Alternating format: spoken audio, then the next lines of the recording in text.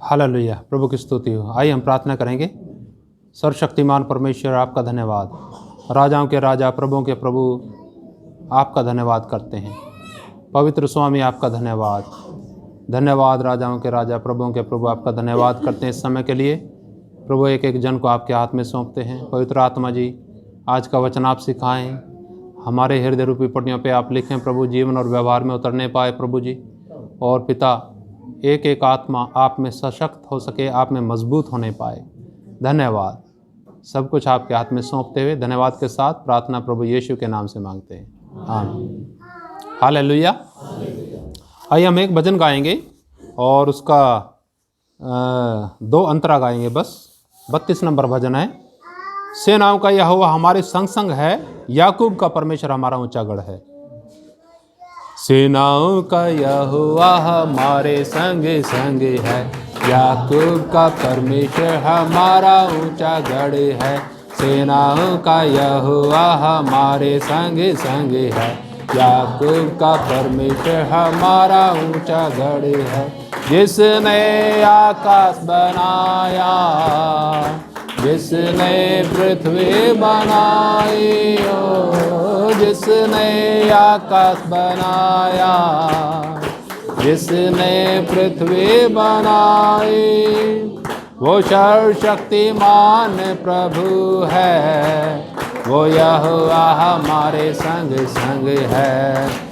वो सर्वशक्तिमान प्रभु है, वो यहोवा हमारे संग संग है।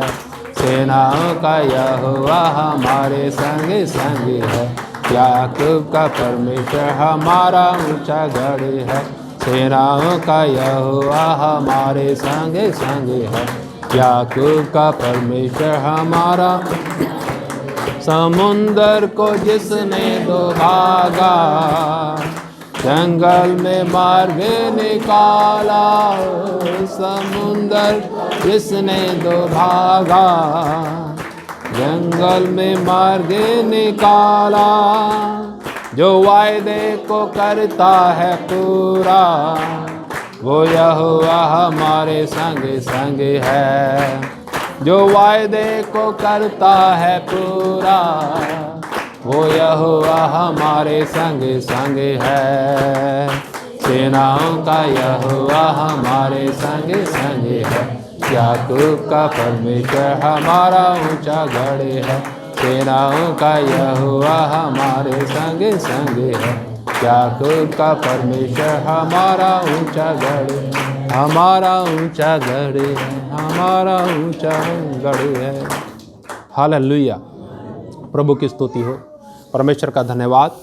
प्रिय परमेश्वर महान है और परमेश्वर ने हम सब के लिए हर बात का प्रबंध किया, क्योंकि वो प्रेम करता है।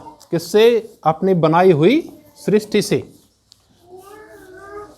परमेश्वर ने अपनी सृष्टि को बनाया, प्रेम के कारण उसने सारी चीज़ का प्रबंध किया और उसके पीछे भी परमेश्वर ने एक योजना बनाई है।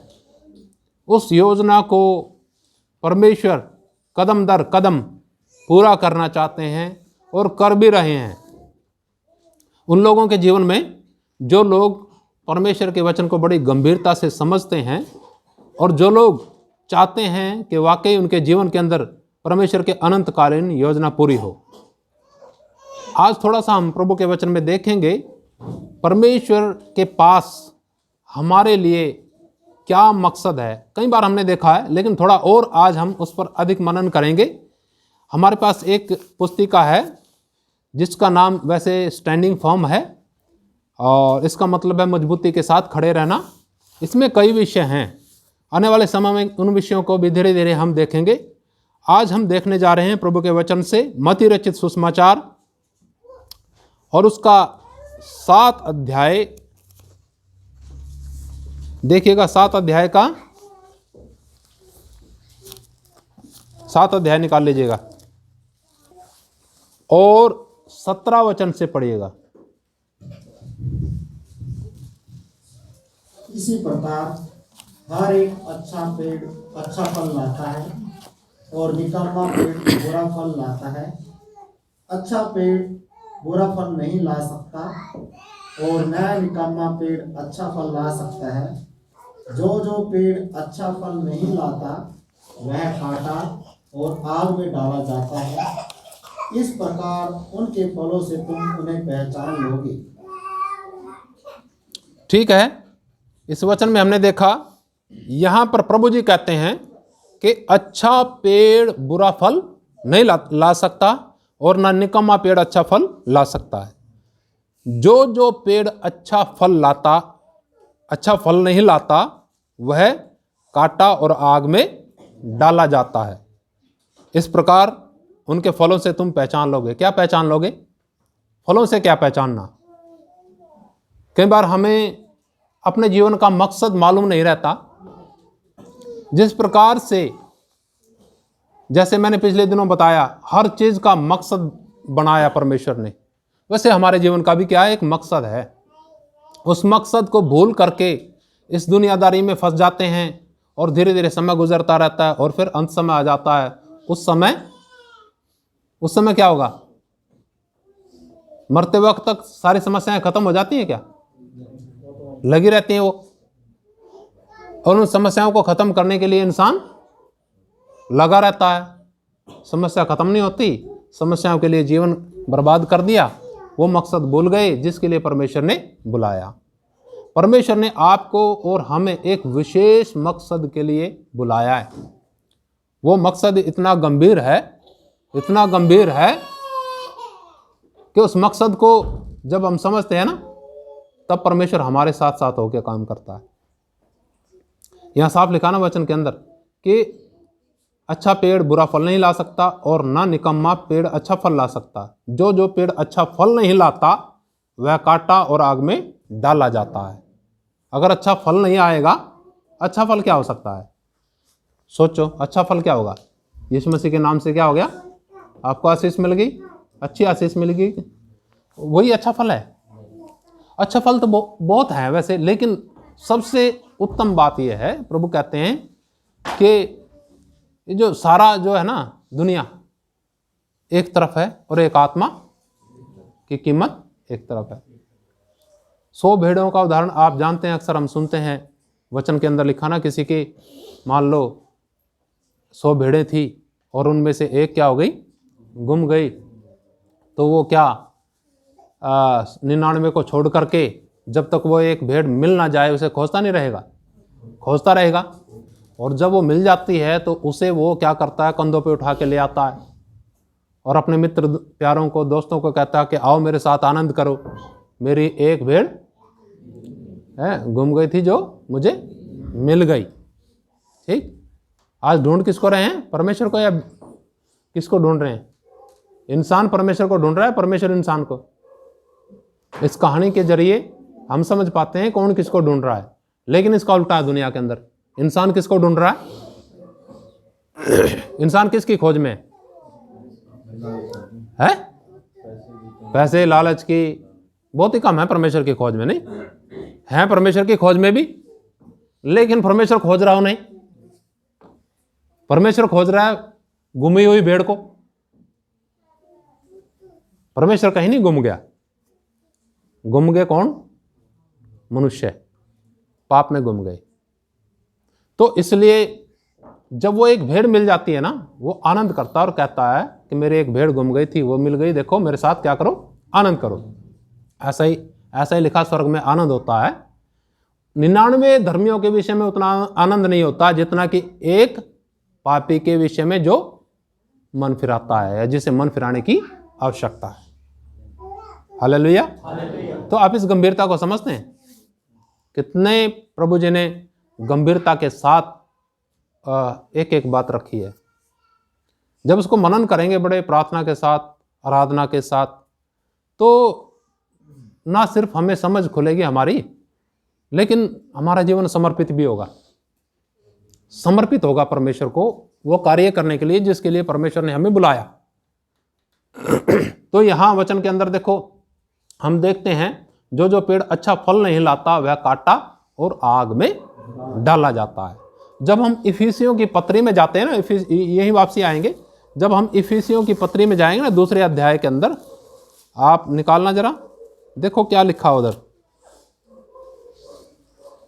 8 वचन पढ़िए जरा, 8, 9, 10।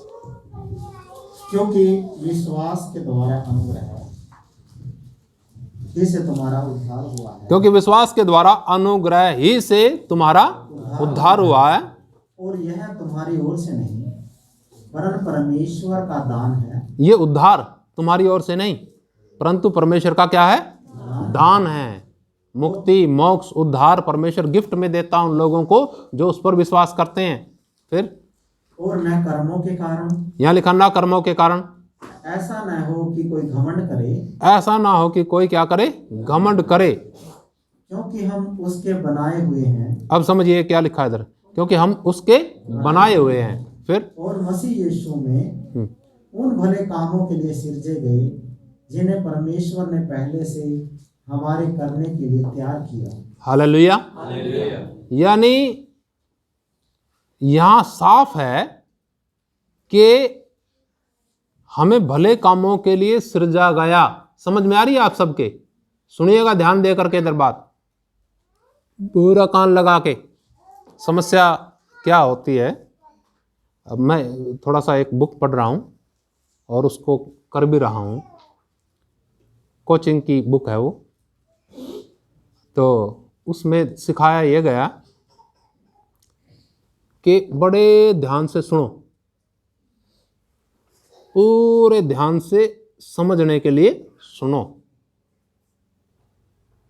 अगर सुनोगे नहीं तो क्या होगा? एक डॉक्टर के पास एक मरीज जाता है और डॉक्टर जो है मरीज की सुनता ही नहीं, ध्यान उसका और कहीं, और अपना मरीज बोलता जाता है। देखा होगा ना अक्सर ऐसे, है ना? देखा होगा ना अक्सर, और लिखता जाता है कुछ, ध्यान आता उधर, ध्यान आता उधर। ठीक, मरीज ठीक होगा, बीमार होगा, और है क्या हाल होगा उसका? तो क्या करना चाहिए उसको? उसका ध्यान पूरा होना चाहिए, पूरा। उस किताब के अंदर ये लिखा। लेकिन आज ऐसा नहीं है। सोचो किसी का भी ध्यान कितना है, ध्यान में तो कमी है। ध्यान इधर, ध्यान उधर, अपनी समस्या में, इसमें उसमें, कहां कहां फंसे हुए। ये बड़ी समस्या है, पूरी दुनिया के अंदर समस्या है ये।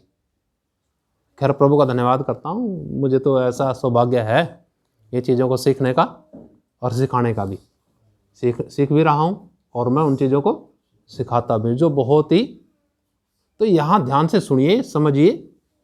लिखा क्योंकि हम उसके बनाए हुए हैं। किसने बनाया हमें? सारी सृष्टि उसकी बनाई हुई है, सब उसने बनाया। और लिखा है मसीह यीशु में, किसमें? मसीह यीशु में उन भले कामों के लिए सृजे गए जिन्हें परमेश्वर ने पहले से, कब से?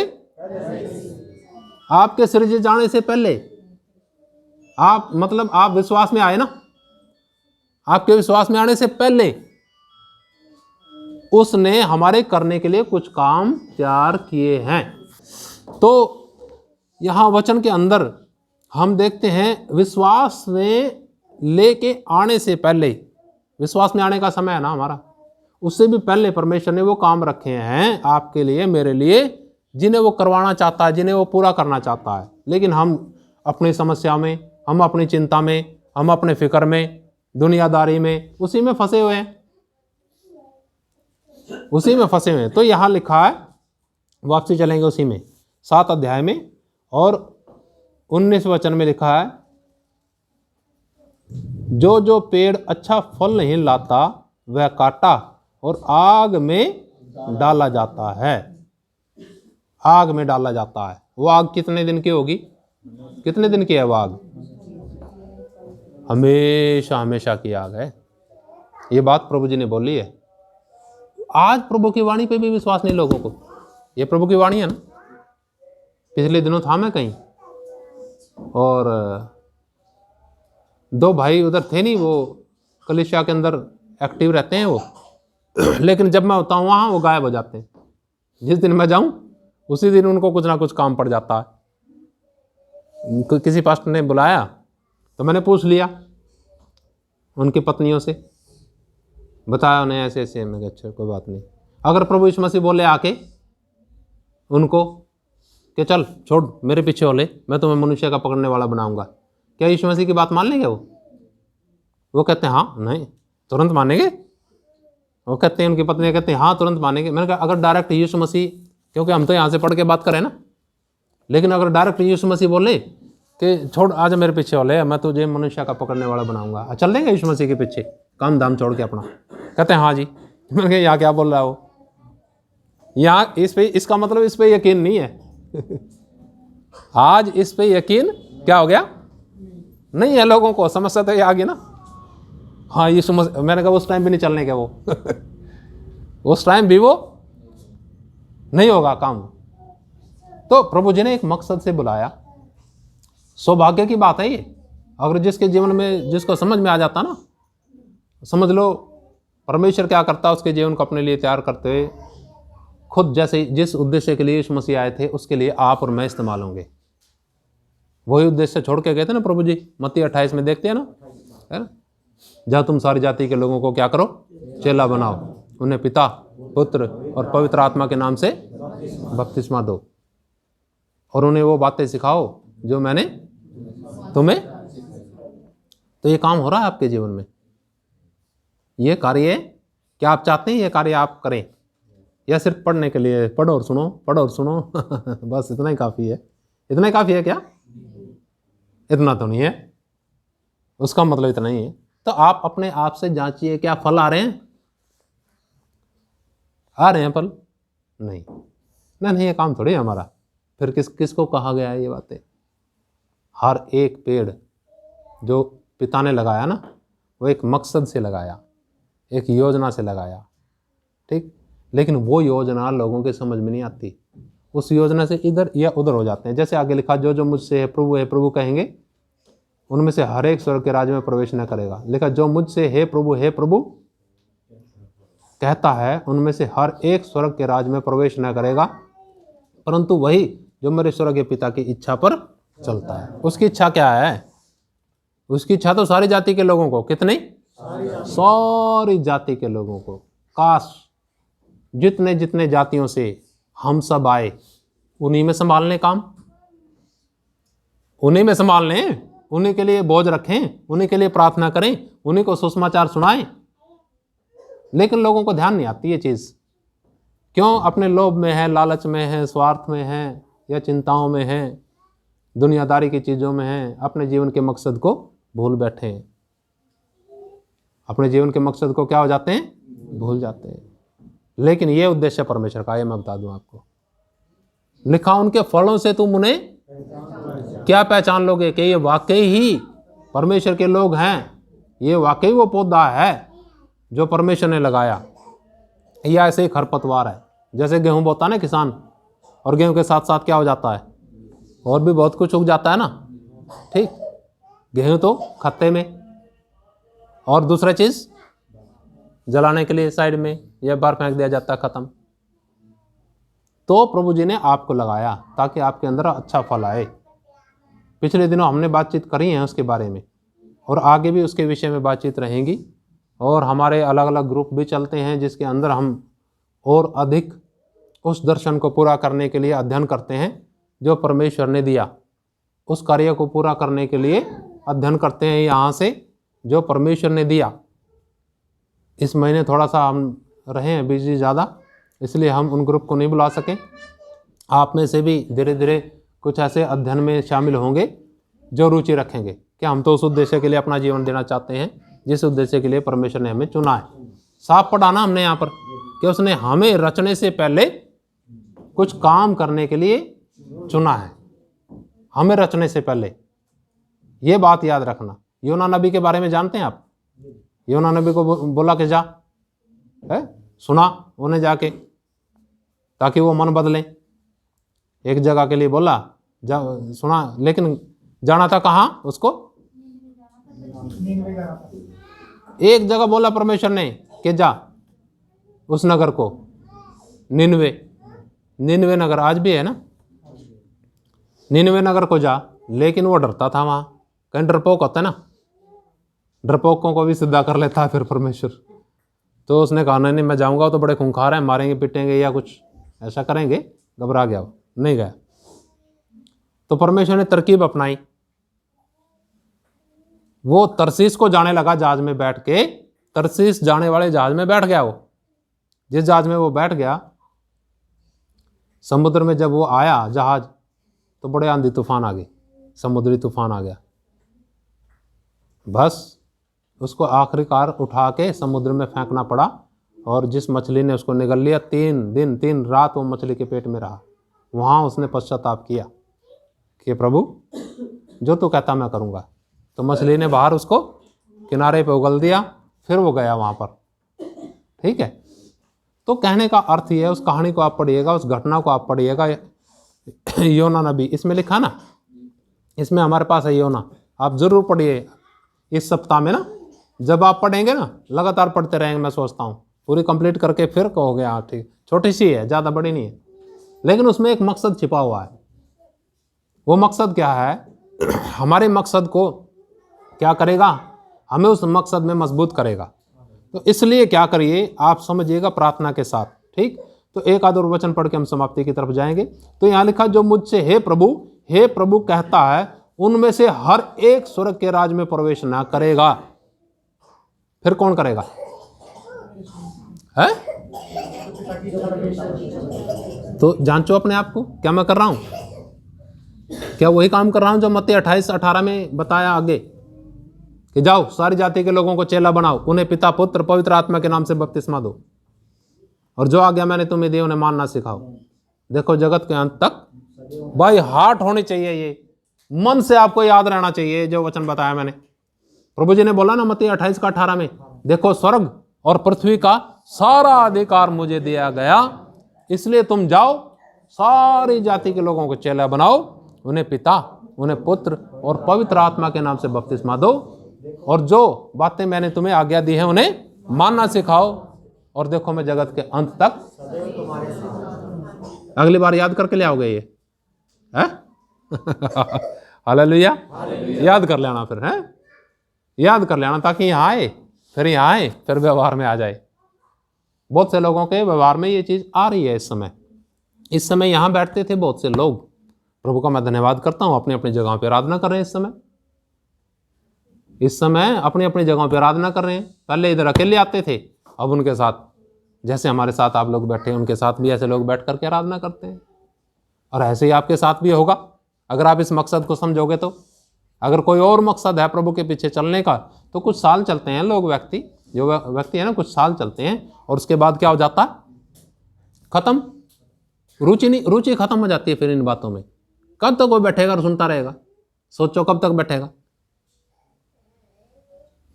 एक समय होता ना सुनने का, डॉक्टर एक समय तक सुनेगा, वो सुनता ही रहेगा, वो कहेगा अच्छा बस बहुत सुन लिया, सारी बीमारी गिनवा दी तूने, समझ आ गई मेरे, बस बंद हो जा, मुझे करने दे काम। फिर तो करेगा ही वो, ये सुनता ही रहेगा। तो आपको भी, तो हमको भी क्या करना चाहिए? एक्शन में लेके आना चाहिए ना वो। तो उसके लिए अपने मनों को तैयार करें, अपने जीवनों को तैयार करें। स्वर्ग में वही प्रवेश करेगा जो परमेश्वर की इच्छा पर चलता है। और उसकी इच्छा ये नहीं है, देखो आगे लिखा साफ लिखा, देखो क्या है। लोग सोचते हैं कि हाँ प्रभु की इच्छा पूरी हो रही है। देखो आगे लिखा वचन में 22 में, उस दिन बहुत से लोग मुझसे कहेंगे, हे प्रभु क्या हमने तेरे नाम से भविष्यवाणी नहीं की, और तेरे नाम से दुष्ट आत्माओं को नहीं निकाला, और तेरे नाम से आश्चर्यक्रम नहीं किए? तब मैं उनसे खुलकर कह दूंगा, मैंने तुमको कभी नहीं जाना, हे कुकर्म करने वालों, मेरे पास से। ये क्या मतलब है इसका? यहां प्रभु जी कह रहे हैं भविष्यवाणी ना करो, यहां कह रहे दुष्ट आत्मा को ना निकालो, यहां कह रहे हैं आश्चर्यक्रम ना करो। ऐसा कह रहे हैं क्या? इसको कैसे समझेंगे? इसको बोलिए, इसको समझेंगे कैसे? आपके समझ में आया किसी के? इसका मतलब क्या है? इसका मतलब क्या अशोक भाई? तो ये काम करने वाले नहीं चल सकते हैं?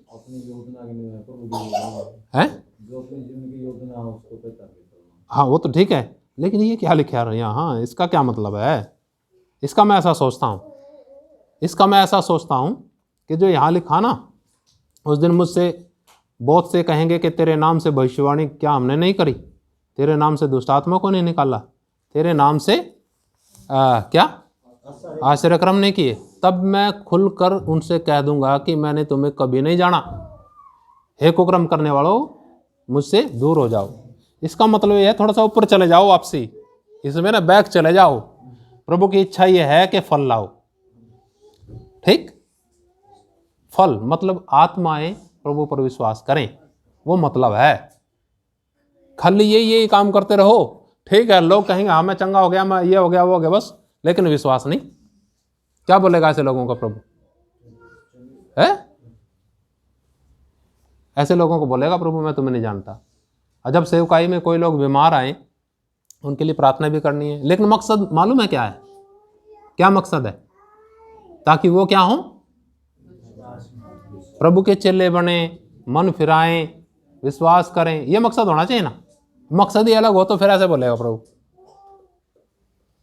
मकसद ये काम होते हैं, भविष्यवाणियां होती हैं, चमत्कार होते हैं, चिन्ह चमत्कार सब कुछ होते हैं, लेकिन मुख्य चीज वो नहीं है।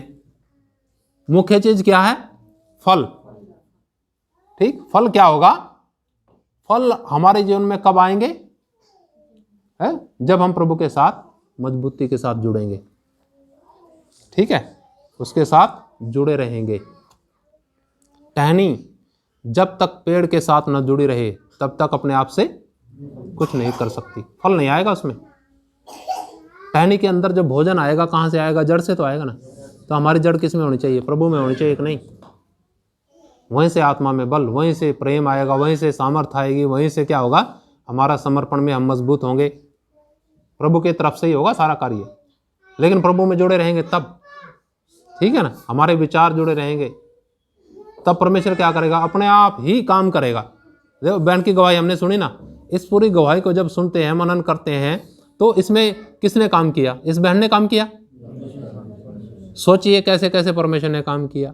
कैसे काम किया परमेश्वर ने? बताइए कैसे काम किया? रिंकू भाई सुनिए आपने गवाही ना उस बहन की, राजवंती की, है ना? कैसे काम किया परमेश्वर ने? कुछ एक आध पॉइंट आपने सुनी है ना?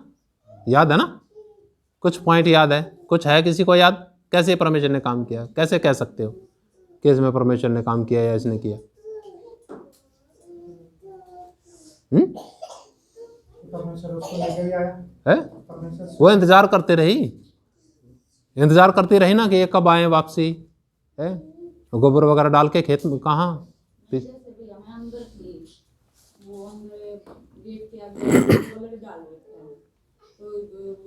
ये नहीं दिखता अंदर कौन है, कोई आदमी है कि वो केली है, कोई और भी है, उनको ये हमारे परिवार का अपनी खबर रहता है। तो मेरी इंतजार करती रही गेट के सामने खड़ी हो गई, कब बाहर निकला, तो मैं कपड़े सुखाने के लिए बाहर निकली तब मिली। हाँ, तो मेरा कहने का अर्थ ये, यहाँ पर हम देखते हैं परमेश्वर के काम को कैसे उसके मन को तैयार किया। उसके अंदर जिज्ञासा किसने डाली है? परमेश्वर ने तो डाली। तो यहाँ परमेश्वर के काम को देखते हो आप, ठीक, लेकिन वो काम होता कब है? ऐसे व्यक्ति के जरिए होता है जो परमेश्वर का प्यारा है, जिसे परमेश्वर क्या करता? प्रेम करता ना, उसको अपने काम के लिए इस्तेमाल करता है। ठीक, ऐसे तो और भी बथेरे लोग होंगे उधर गांव में, छिपे छपाए विश्वासी ये होंगे, लेकिन परमेश्वर विशेष लोगों को तैयार करता है जिनका मन होता है उसके काम के लिए, उन्हीं को। तो इसमें परमेश्वर का ही कार्य है, उसके मन को तैयार करना, फिर इनके जरिए से किसका वचन सुनाना? अपना ही वचन सुनाना। परमेश्वर ने इनके जरिए से अपना वचन सुनाया। तो इस प्रकार से परमेश्वर का धन्यवाद करना चाहिए हमें कि परमेश्वर हमारे जीवनों के द्वारा काम करता है। सबसे बड़े सौभाग्य की बात है। चारों तरफ समस्याएं हैं, चारों तरफ मुसीबतें, चिंताएं हैं, परेशानियां हैं, उसके बीच में भी एक योजना जिसके लिए आपको और हमें बनाया परमेश्वर ने, वो पूरी कर रहा है। कितने आनंद की बात नहीं है? तो हमें चिंताओं में नहीं गिरना चाहिए, आनंद में बढ़ना चाहिए। पवित्र आत्मा के आनंद से हमें क्या? आनंदित रहना चाहिए। अपने जो मकसद है उसके प्रति सजग रहना चाहिए। तो यहाँ पर हम देखते हैं परमेश्वर की इच्छा क्या है? फल लेके आए, और जो फल नहीं लेके आएंगे वो काटे जाएंगे और आग में झोंके जाएंगे। और जो फल ये नहीं है सिर्फ कि भविष्यवाणी करें, दुष्ट आत्मा को निकालें, चिन्ह चमत्कार करें, ये बेशक हों, लेकिन ये मुख्य चीज़ बिल्कुल भी नहीं है। मुख्य चीज़ है व्यक्ति का मन फिराना, प्रभु पर विश्वास करना, प्रभु के लिए तैयार होना, वो मुख्य चीज़ है। प्रभु का धन्यवाद हो। आइए हम आंखें बंद करेंगे, प्रभु का धन्यवाद करें। महान जीवित परमेश्वर, आपका धन्यवाद। राजाओं के राजा, प्रभुओं के प्रभु, सर्वशक्तिमान परमेश्वर, आपका धन्यवाद। हालेलुया। पवित्र स्वामी, आपका धन्यवाद करते हैं आज के वचन के लिए, जो आज का वचन आपने दिया प्रभु, हम सब के आत्मा में, जीवन और व्यवहार में उतरने पाए। मेरे प्रभु, हम इनको समझने पाए, मन की आंखों को खोल दें प्रभु, और हमारे जीवन के अंदर प्रभु जी आपकी इच्छा, अनंतकालीन इच्छा, योजना पूर्ण होने पाए। धन्यवाद प्रभु। प्रार्थना प्रभु यीशु मसीह के नाम से मांगते हैं, आमीन। जय मसीह की। मारनाथा।